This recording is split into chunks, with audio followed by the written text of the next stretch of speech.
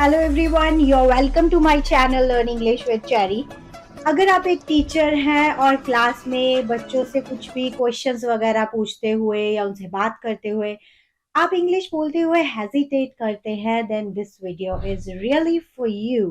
तो यहाँ पे आप बहुत सारे सेंटेंसेस ऐसे सीखेंगे जिसमें आप अपने बच्चों के साथ कैसे कन्वर्सेशन कर सकते हैं इन इंग्लिश।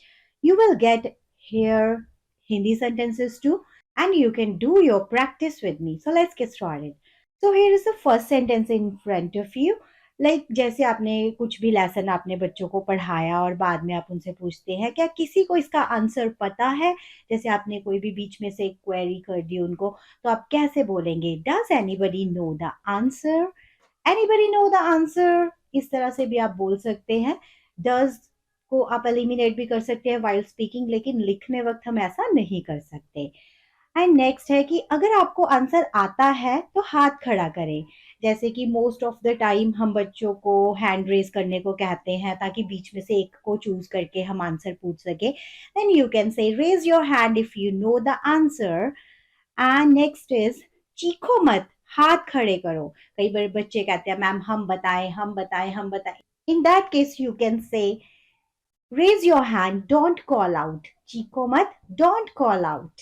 लाइक जैसे आपको लगता है कि किसी को आंसर तो आता नहीं, आपने काफी सारे चीजें बताई, देन हाउ विल यू से this?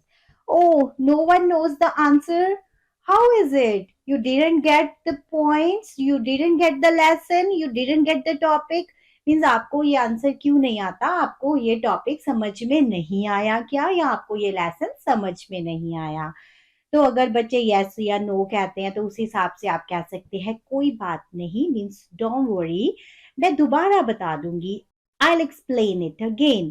Okay, I'll tell you the whole things again, but tell me what the main thing that you want to ask. Means कौन सी ऐसी मेन चीज है जो आपको समझ में नहीं आई है, वो आप बताइए। जाओ ब्लैक बोर्ड के सामने जाके खड़े हो जाओ। वैसे पनिशमेंट तो अलाउड नहीं है, लेकिन अगर कई बार इधर उधर खड़े होने की बात भी हो सकती है, तो आप कैसे कहेंगे? गो and stand dash of the black board. देखिए मैं कुछ चीजें बीच बीच में यहाँ पे आपसे पूछूंगी and you have to write the answer in comment box so that it can give you a good practice and it can click in your mind whenever you are in front of your students. तो आपको भी कोशिश करनी होगी मेरे साथ साथ कि किस तरह से आपको ये सब बोलना है क्लास में। तो try this single word and right in the comment box. जैसे अब आपको लगता है कि बच्चे को अभी लर्न नहीं हुआ, तो हम उसको कहते हैं एक बार और ट्राई करो, एक बार और लर्न करने की कोशिश करो, मैं तुमसे फिर से सुनूंगी। तो आप कैसे कहेंगे? Please learn it once again. Learn it मतलब याद करो, वंस अगेन एक बार और। And I ask you after few minutes, और मैं कुछ ही मिनटों में तुमसे दोबारा पूछूंगी। I ask you again after few minutes. And next is, अब कई बार क्या होता है कि बच्चे को याद नहीं हो रहा होता, उसको लगता है कि इतना लॉन्ग है मैं कैसे करूंगा। Then in that case you can say कि बच्चे ऐसे करो कि पहला पैराग्राफ ही याद कर लो, बाकी हम बाद में करेंगे। Okay, try to learn first paragraph only, after that we will try something else. आपको स्पेलिंग भी याद करने हैं। अब बच्चा पैराग्राफ लर्न करके आ गया, उसके बाद आपको लगता है कि ये स्पेलिंग नहीं लिख पाएगा, तो you can ask some spellings to him और हर। अगर उसको नहीं आते, then you can say you have to learn spellings too. I will give you a dictation for this. सुन के दोहराओ। अब जैसे हम कहते हैं कि कुछ भी हम बोल रहे हैं या कोई और स्टूडेंट बोल रहा है, तो उसके पीछे पीछे बोलो। तो हम बोलेंगे listen and repeat, listen and repeat. जोर से पढ़ो, read out loud, read out loud. इसे लिख दो, right it down, right it down. बिल्कुल ऐसे ही लिख दो। अब जैसे कई बार होता है कि सेम देख के लिखना है, तो उसको कहते हैं कॉपी करना। Okay, copy it down, copy it down. यहाँ वहां मत घूमो। अब बच्चों को हमें इंस्ट्रक्शन देनी पड़ती है, कभी क्लास में, कभी कॉरिडोर्स में, कभी प्लेग्राउंड में, कहीं भी। Don't wander here and there, don't wander here and there. Please sit on your seat. Okay, या please go to your classroom and whatever you feel like. तो ऐसे ही है कि अब इधर उधर क्लासरूम में मत घूमो, कॉरिडोर में, ग्राउंड में, जो भी आप कहना चाहते हैं आप इसी सेंटेंस के एंड में जोड़ सकते हैं। Don't wander here and there in the class, in the corridor, in the playground, wherever you think. And class में जाकर अपना खाना खाओ। अब रिसेस में कई बार हम बच्चों को कहते हैं go to your classroom and have your lunch. अब take your lunch, have your lunch, eat your lunch, finish your lunch, कुछ भी आप बोल सकते हैं। तो ये ज़रूरी नहीं होता कि इंग्लिश में हम एक एक ही वर्ड के साथ स्टिक ऑन हो जाए। आपको कोई चीज़ दिमाग में नहीं आता कोई वर्ड, तो ये ज़रूरी नहीं कि हमें वही बोलना है। You can replace any words with each other and next time you can scroll some new words कि हाँ मैंने शायद कुछ और अप्रोप्रिएट वर्ड बोलना था तो मैंने नहीं बोला, तो आप फाइंड आउट भी कर सकते हैं आफ्टर दैट।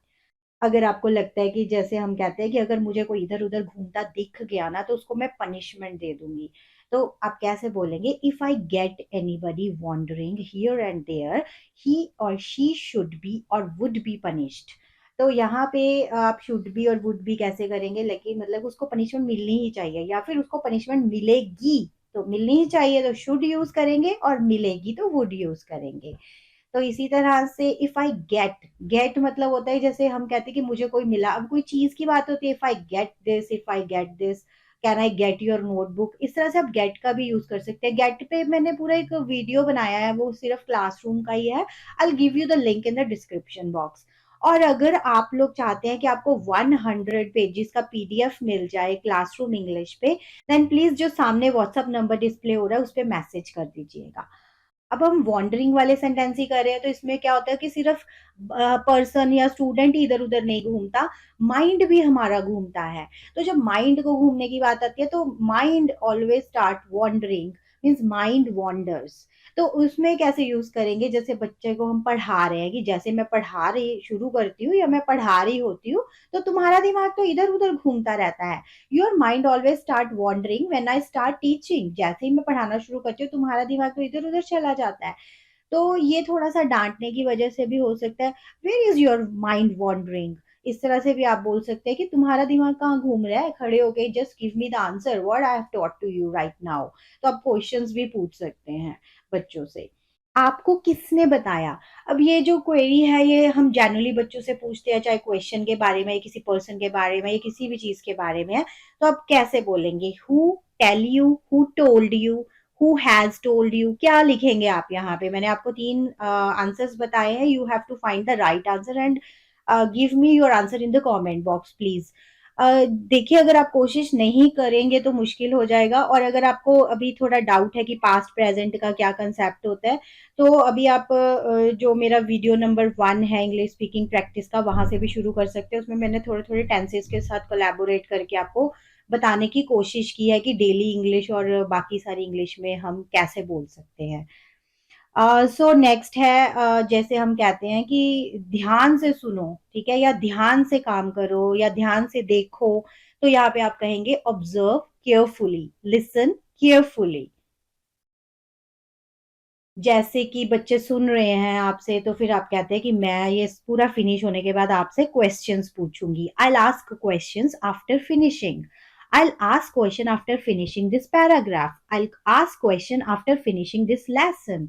ओके, इस तरह से आप बता सकते हैं कि क्या फिनिश होने के बाद। I ask questions after finishing this page, तो या फिर I ask questions after finishing my work. आप कुछ और काम कर रहे हैं, उनको आपने कुछ और काम दिया, तो आप कह सकते हैं कि मैं जैसे ही मेरा काम खत्म होगा तो मैं आपसे क्वेश्चंस पूछूंगी। एंड नेक्स्ट है why are you not listening carefully. अगर आपको लग रहा है कि आप लेसन पढ़ा रहे हैं या आप काम करवा रहे हैं और बच्चा सुन नहीं रहा, देन यू कैन से कि तुम ध्यान से क्यों नहीं सुन रहे हो, why are you not listening carefully. या फिर जब आपने क्वेश्चन पूछा उसको नहीं आया तब आप कहेंगे why didn't you listen carefully. Okay, why didn't means past की बात यहाँ पे हम करेंगे। अगर आपको ऐसी छोटी चीजों में भी कंफ्यूजन है तो प्लीज मेरा जो इसका इंग्लिश स्पीकिंग प्रैक्टिस का पार्ट 1 और 2 है वो वहां से एक बार थोड़ा सा शुरू कर ले, आपको कंसेप्ट भी क्लियर हो जाएंगे। This question is for you. आपने किसे कहा, ठीक है, कहा मीन्स टेल, किसे कहा, अब किसे, ठीक है, किसने, किसे, क्या आएगा यहाँ पे? हु डिड यू टेल या हुम डिड यू टेल? किस से, किस से या किसे। देखिए आप ध्यान से थोड़ा सा अंदाजा लगाइए।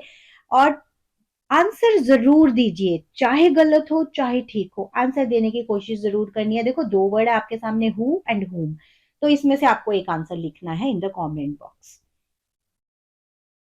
Okay, tell me. ठीक है, मुझे बताइए, फिर आप उसके बाद आप पूछ सकते हैं कि क्या पूछना चाहते हैं। Okay, tell me what's your address. Okay, tell me have you submitted your notebook. Okay, tell me have you given your name for the function. Okay, have you okay, tell me have you told everything about it to your parents. तो इस तरह से okay, अच्छा ठीक है, फिर आप अपनी बात कह सकते हैं। ठीक है। नेक्स्ट है उन्हें जाने मत देना, डोंट लेट देम गो।